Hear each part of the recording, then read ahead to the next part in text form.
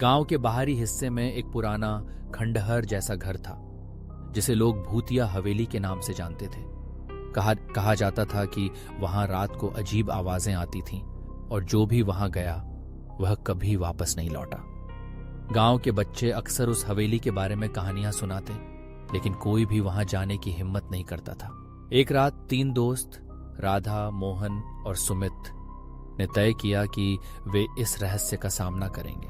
चांद की हल्की रोशनी में वे हवेली की ओर बढ़े।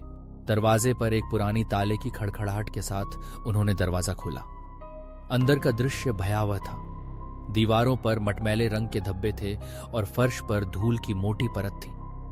लेकिन सबसे अजीब बात यह थी कि वहां एक पुरानी तस्वीर लटकी हुई थी, जिसमें एक महिला की आंखें उन्हें घूर रही थीं। जैसे ही उन्होंने अंदर कदम रखा, अचानक दरवाजा जोर से बंद हो गया। राधा ने डरते हुए कहा, हमें यहां से निकलना चाहिए।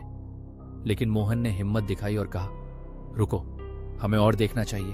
तभी एक सर्द हवा का झोंका आया और कमरे में अजीब सी आवाजें गूंजने लगीं।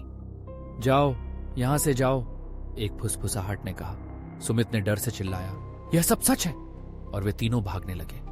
लेकिन दरवाजा अब खुल नहीं रहा था।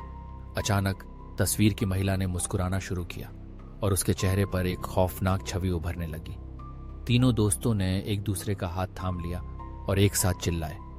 अगले दिन गांव वालों ने देखा कि हवेली फिर से खामोश थी, लेकिन तीनों दोस्तों का कहीं कोई पता नहीं था। हवेली ने फिर से अपना रहस्य छिपा लिया था।